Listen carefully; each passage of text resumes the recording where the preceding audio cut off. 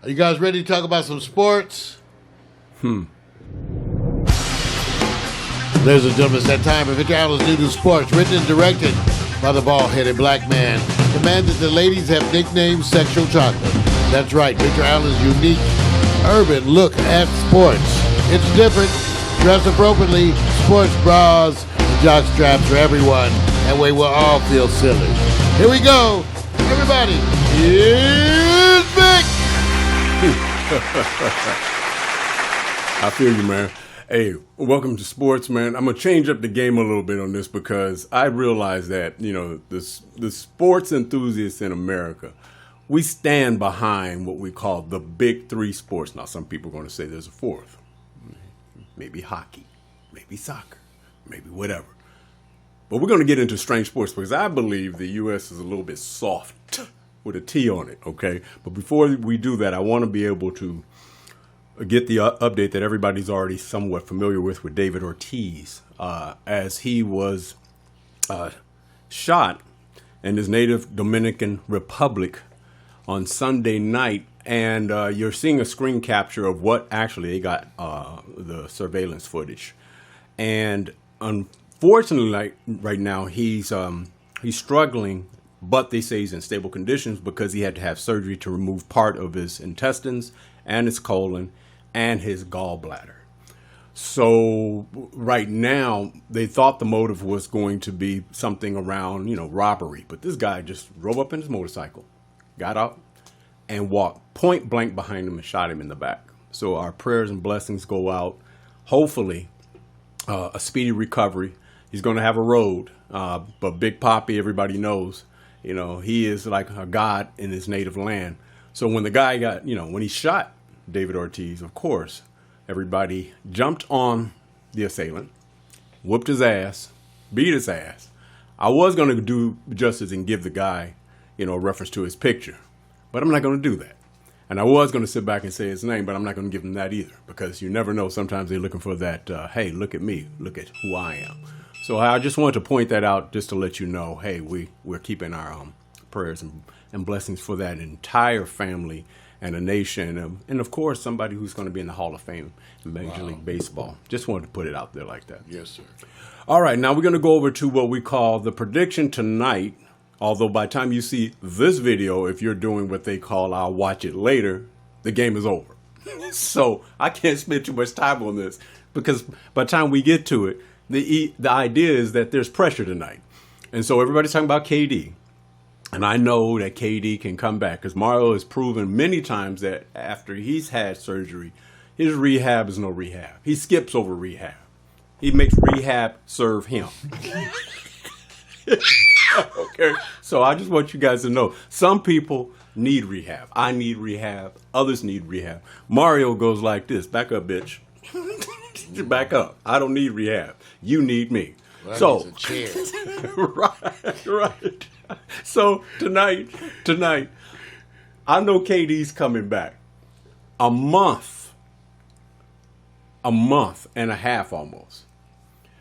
They were struggling with the idea of just going, look, play Toronto straight up. The pressure to me is still on Steph.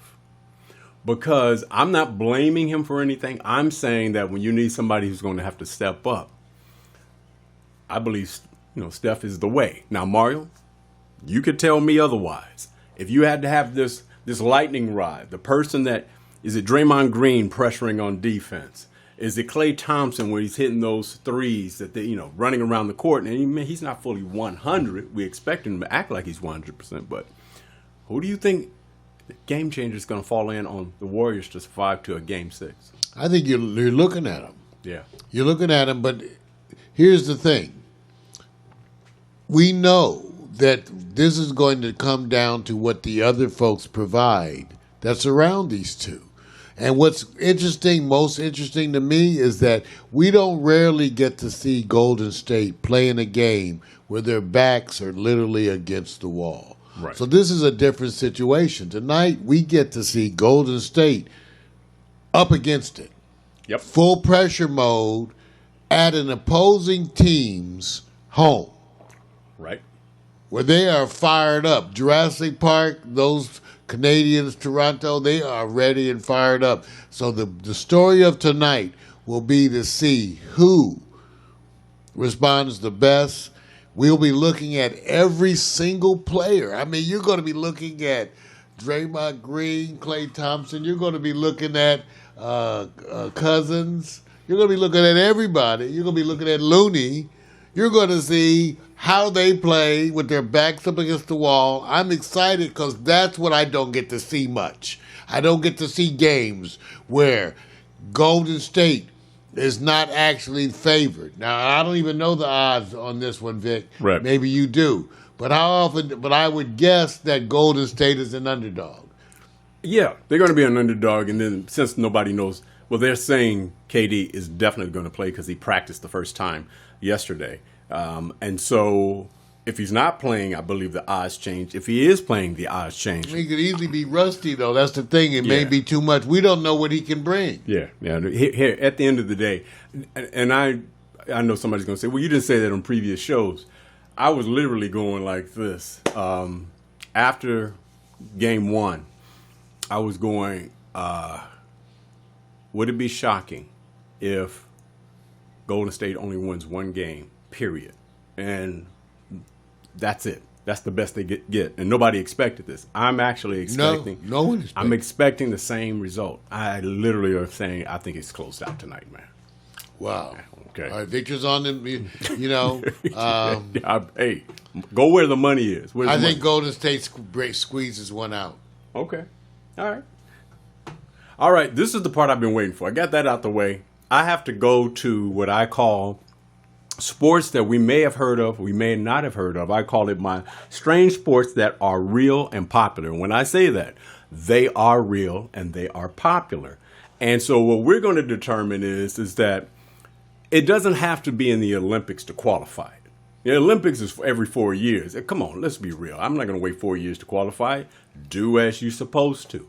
So what we're going to gauge is how often would we watch a particular show? Which show, and it's going to be a show, Mario. When you go through these, you say, you know what? I'll watch that. I'll check that out once a week as we go through these. But let me give you some information. And don't be laughing because these are real sports. You ready for this, Mario? No. Ready? Unfortunately, I've not ready been for it. privy to the screen. Right. It's already. Yeah. Look, I'm sorry. Hard to be ready. Right. Here we go. We Yes. start off number one. Hobby horsing. That's right. Hobby horsing. I want you to take a look at this. You may think that you're in a thing where it's a high school gym and literally they're just, this is one of those days where they say we're going to have a special event and we're all going to be here during lunchtime and you get to have fun and games. No. Let me tell you what it is. It involves people riding toy horses in a gymnasium with zero intention of irony. What apparently began in Finland quickly gained a following and has reportedly exploded in popularity. This is a real sport. Hobby horsing. Wow, they have some real outfits. Wait a minute. They're running around like a T-shirt and stretch pants. Wait a minute. What the hell is this? Okay, let me tell you something, Mark. Watch this. You could say that there was a time that you went to the circus or something like that, and they had the horses on the merry-go-round. Have you ever sat on the merry-go-round horses? Yes, I have, Vic. If you had to, I'm proud to say it has been a while. If you had to choose between participating in hobby horsing or sitting on merry-go-round horses that just go in a circle, which one would you choose? I'm definitely going to sit because I am not jumping things with a hobby horse. Right. It's inviting disaster, Vic. And, of course, it probably would end up with me in the ER. Okay, all right. Here we go. That's just one. I'm starting you off kind of cautiously, and I'm about to go to the next one. Next one I love. Bo Tayoshi. Okay. It looks like the zombie attack. Really, it does.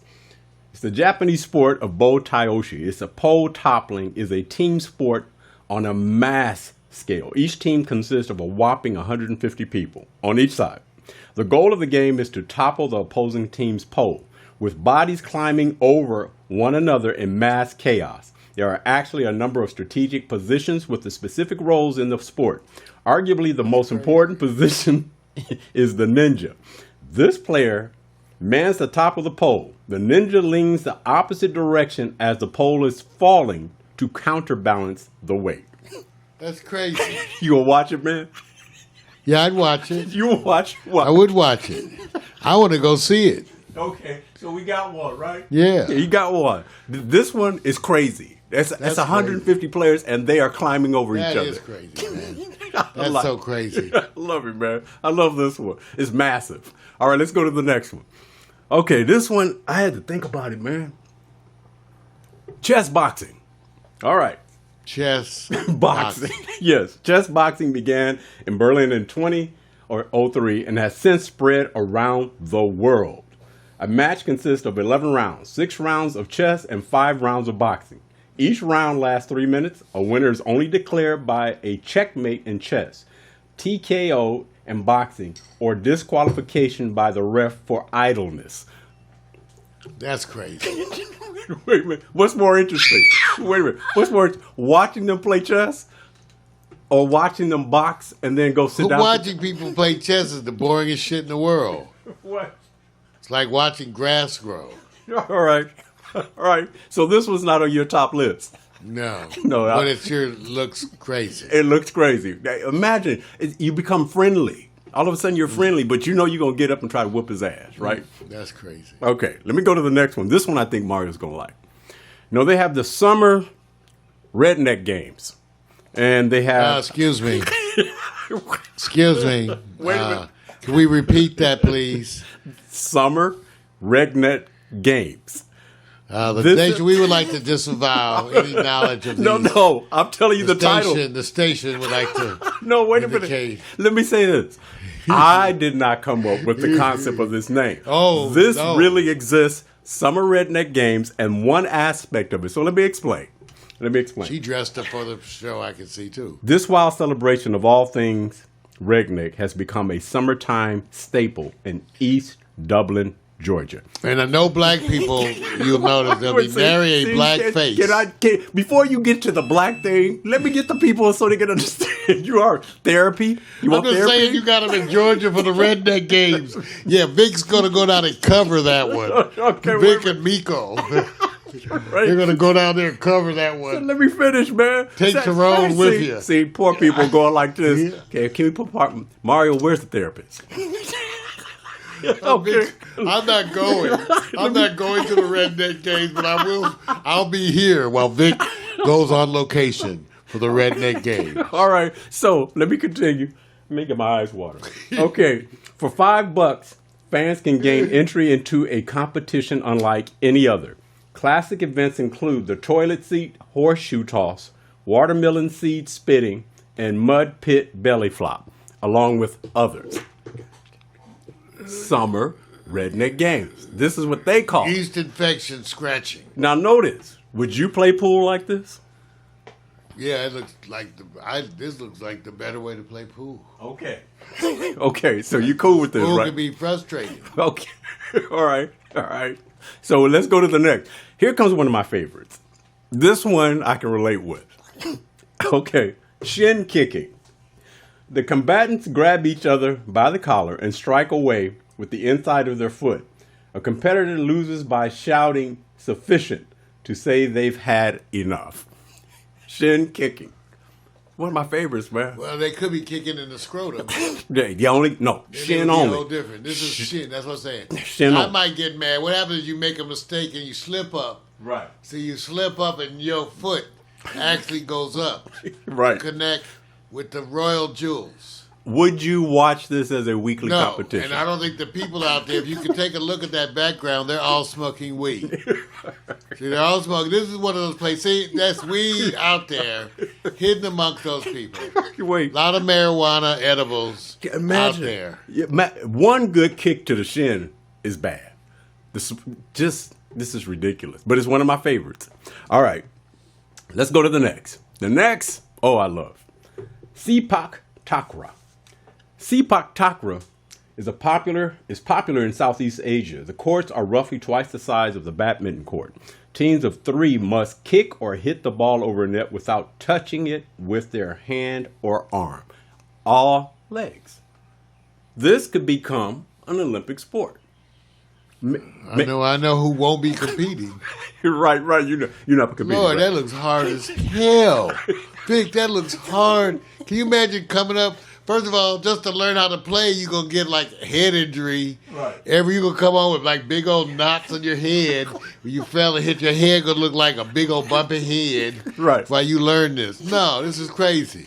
Would you watch it, though? Yeah, I would watch it. Yes. I would watch it. Yeah. This Would watch it. This is unbelievable because it's, first of all, you're not going to see really big guys doing this. That's what would make it interesting if you saw big guys doing this and how nimble they could be. They probably wouldn't be doing it. Just right. Okay. Right. No, thank you. Okay, here's one I'm definitely voting on. This is the one I would say for me is when you sit back and say, how does cheese relate to sports? Cheese rolling. A 9-pound wheel of double Gloucester is rolled. Cheese is rolled with 1 second head start before the competitors run after it. The cheese turns into an edible wheel of death, reaching speeds of 70 miles per hour. First racer to cross the finish line wins the cheese. They're on a slanted slope. Oh, this is just to get the cheese. They don't give you no money. No, bro. I need some money, Vic. I need some Benjamins. Right. I can't do this for cheese. Wait a minute. This is kind of like your love relationship. Let me say same this. kind of deal. Wait a minute. But let me say this. When you pick one person and rewind the gift, it is amazing what one person is going through because your eyes are going and hitting everywhere. There's so many videos on this that it's so entertaining. I just didn't have time to cover it. It is amazing what you see these guys go through. And look at the things we learned from Victor Allen. Yes. Right. That's it. It's all cool. All right. Let's go to the next one. The next one, this one kind of fits in our role. I think people in the U.S. can relate with this because I'm not sure. This before. Slamball. Yeah, I liked this before. Yeah, Slamball. The idea of Slamball was to take the high-flying fun of basketball and focus almost entirely on the aspects by aiding or adding a bunch of trampolines. So people are soaring through the air from start to finish. It looks like they've hooked up to a bungee cord, but they're not. And here's the thing. I liked this. I remember this. When you see them go up for blocks, and they're blocking when they're way above the rim, it's when they're coming down. Oh yeah, they were sky so high because of right. I liked this one, Vic, when it was out. I remember watching this one. Right. They were damn near going to be acrobatic people flipping and stuff all through the air in a minute. That this one it gets you because literally everything you're doing is on trampolines. So as you're moving, as your defense, it's amazing. I like it. You know, like I said, I'm not sure if they're still current. I just know that they should take that to the Olympics. Yeah, I figure you would. That should be Olympics. All right. This next one is the sport of sports. This is like your Game of Thrones. Calcio, Storico. Take off the helmets, pads, replace the grass with sand, and introduce fighting to the field. Welcome to the strange sport of Calcio. Where is this now? Hold on. I ain't going to this either. This wild game consists of 27 players on each team. They're pretty much allowed to brawl. We're taking full-on tackling, kicking, punching. Players aren't even allowed to sub a fresh guy even if he gets hurt. You could use everything. And basically, it's just getting this ball into this net.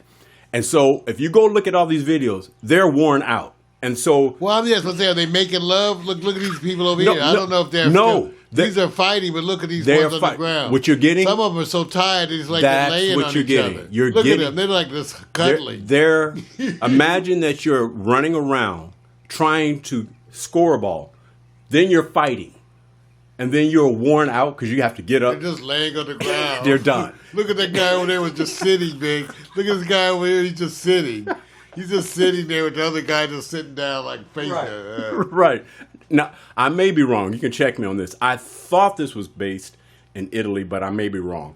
So just... Let me see from the title. It looks... Calcio Storico. Or Spain. Yeah, maybe Spain. So look, I'm just saying this.